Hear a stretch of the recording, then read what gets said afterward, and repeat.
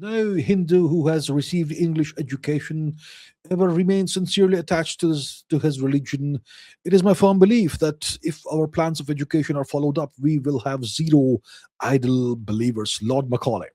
Lord Macaulay was a visionary and an incredibly successful person who whose vision was indeed carried out, was executed by the British overlords, by the British occupiers of India. There, and his vision is still being executed today. Lord Macaulay's vision. You know, in India, if you want to succeed in anything, you have to speak good English. You have it is indispensable to have an English language education if you want to have a job in a good company and at a high position.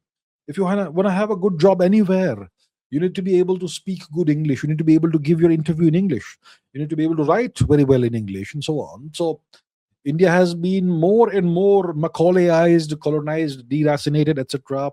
Generation, each succeeding generation, and the government of India today is still hell bent on making Lord Macaulay's dream come completely true. That's what the government of India is doing right now through its educational policies.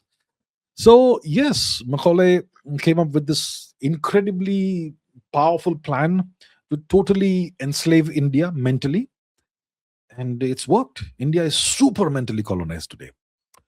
So thank you for drawing our attention to this important fact, James. And today, a lot of Indians, it's quite fashionable to to you know abuse Lord Macaulay. I would say you should learn from Lord Macaulay. See, Macaulay was not serving India; he was serving his people. And if you think what he did was evil, well, so be it. It is what it is. See, in geopolitics, there's no good or bad. There's no right or wrong. Geopolitics is amoral. The objective in geopolitics is to achieve whatever is best for your nation. Now, the UK was an imperial system. This was an empire, the British Empire. And what was good for England, for the British Empire? The complete domination over India is what they sought to achieve. That was beneficial for the US, for the UK. And that's why Macaulay came up with this plan. And the plan was implemented. The point is, now that Macaulay is dead, now that India is technically free from the British, why is the government of India still implementing, executing, and still using the Macaulayan system? That's my question. Macaulay did whatever was good for his country, but it's bad for our country. The question is, why is our government not dismantling the Macaulayan structure? That's the big question.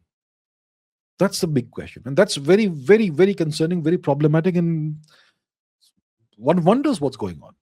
Yeah. So anyway, James, thank you for raising this point. Very important point.